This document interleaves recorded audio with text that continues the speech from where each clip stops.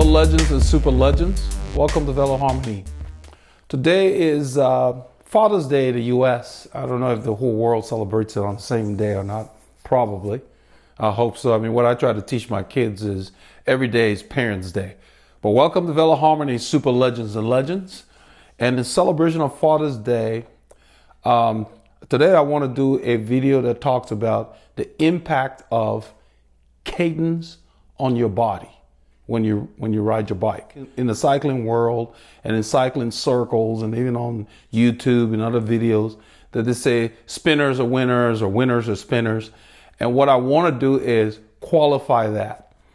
What does cadence do to your body? What kind of impact based on the kind of cadence you want to do? So I've been one of the proponents, like the last video I made, that talked about the best cycling for commuting being a road racer's, the best kind of cadence in cycling for commuting being a road racer's cadence. And I want to follow that up by specifying that don't just go out there and start trying to do very high cadences without conditioning your body, because cadence affects the body just like the engine of a car. I drew this circle here to kind of represent the tachometer in a car, since most of us drive or are familiar with cars. Keep in mind that this is a rough gauge of it. A car has different ranges depending on what kind of car you have.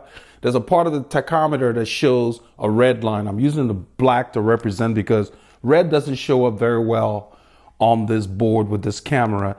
It just is very light. So I'm using black. You want to make sure you stay away from your red zone. Cyclists have red zones, runners have red zones, swimmers. That's basically when you're going anaerobic.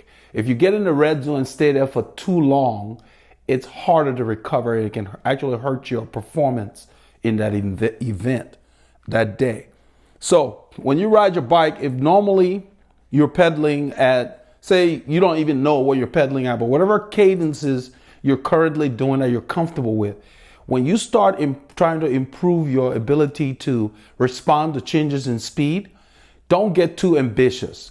Go up gradually, say 5 to 10 RPMs or something like that. Don't go around going to a group ride for the first time, seeing somebody else spinning a lot, and then you try to do that. What that will do is, first of all, it burns more calories, just like in your car. A lot of cars they recommend that you stay around 3,000 RPMs or so, if you read the manual. When you accelerate in a car, the needle moves. I will make this to represent your needle. The needle will move. Let me do it the other way. Okay. The needle will move that way. Okay. It goes when you accelerate, and then as you shift to higher gears in your car, even if you have an automatic, as the car is going through the gearing, you will see that needle go when you accelerate, then it comes back on the tachometer. When you get to like cruising gears, like 5th gear, 6th gear in your car, whatever your cruising gear is, the needle goes and then it comes back. And the manufacturers have determined for their engine in that car what range of RPM is the most efficient, meaning uses the least fuel to get you where you're going.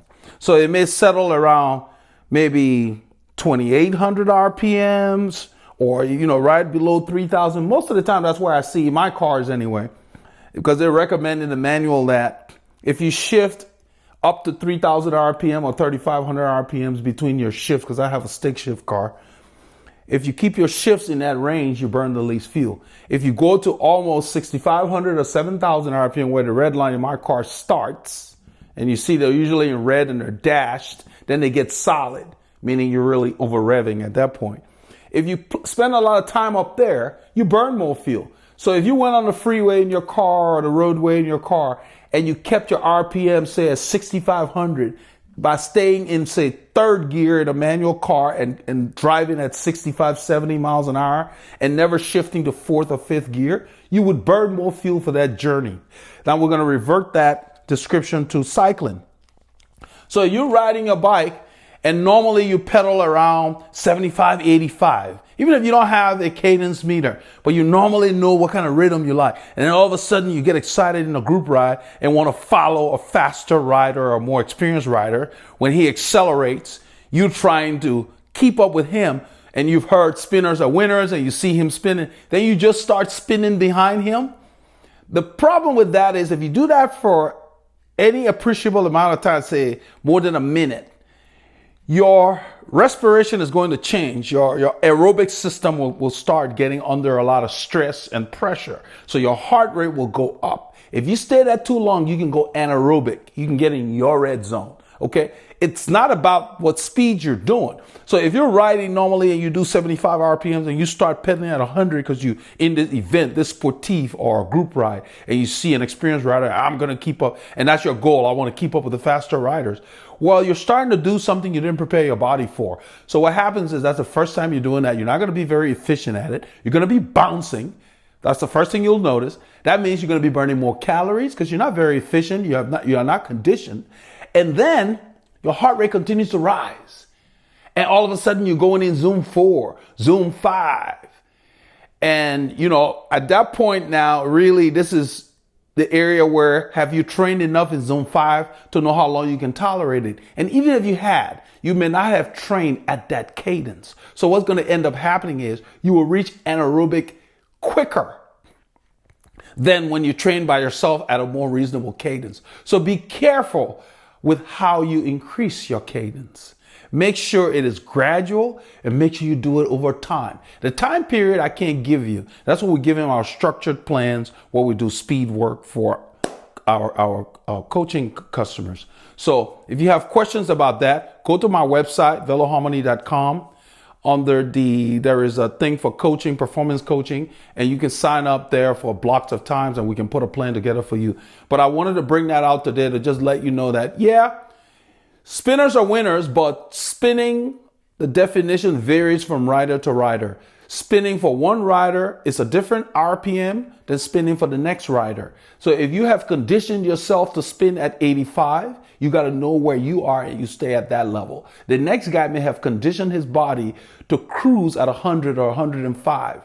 Even then, they do that for specific periods of times to accelerate. And then once they get up to cruising, they drop their cadence to maintain. So remember, high cadence increases your heart rate, increases your caloric consumption during the ride. So you're gonna have to make sure that when you start training for these high cadence intervals where you're trying to get your body to respond and get acclimated to, you got to make sure you carry more food. You got to make sure you drink more because there's more stress on your body. It's something new. So you got to do it very carefully. It's kind of like seasoning. You want to put a little bit, just a dash, not too much. So you got to keep that in mind. Don't just go out there and go from 75 RPMs. I got to do 100 RPMs because I heard spinners are winners. Gradually build up to that.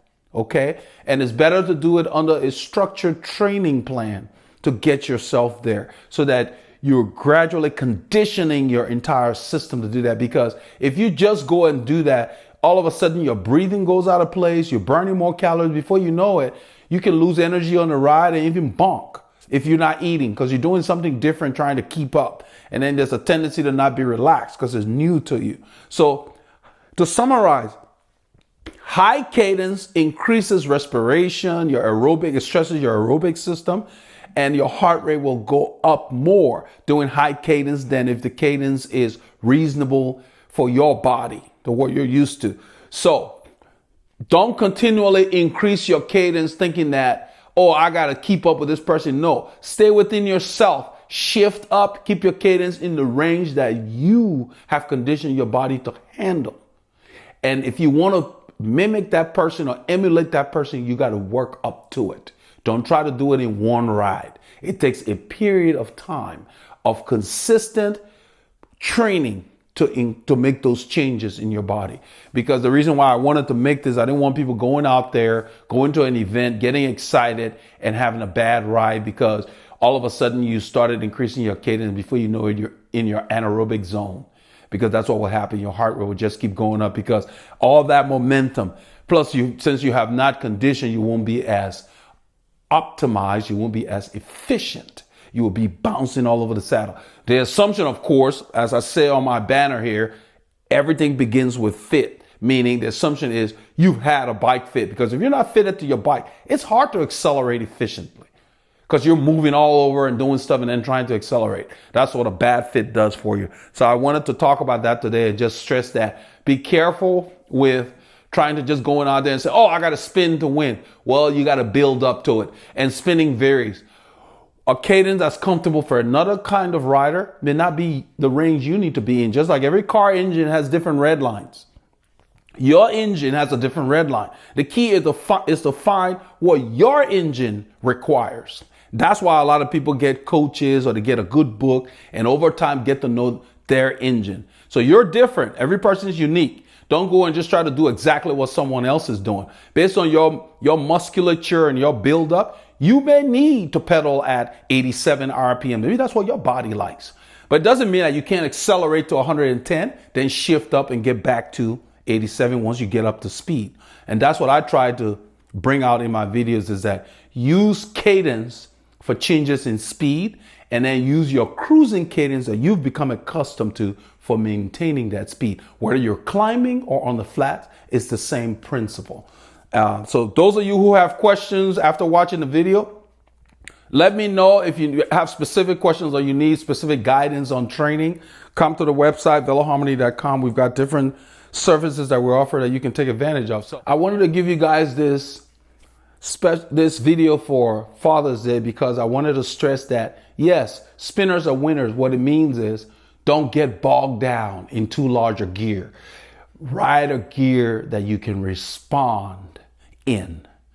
That's the key. That's what spinning is. Be in a gear you can respond in. You go around a switchback and the gradient changes. You should be in a gear that can get you up that gradient. That's what spinning is. There's no hard number for spinning.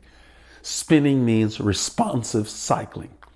That's the best way I can put it at this time. So those of you who want to add additional experiences you had with it, feel free to share with the others on here. Those of you who need help with a program on how to actually have a structured training plan to increase your ability to handle higher cadences, let me know. We can put a program together for you. Z it, Eldred out. Get out there. Get your miles in. Don't let anything stop you.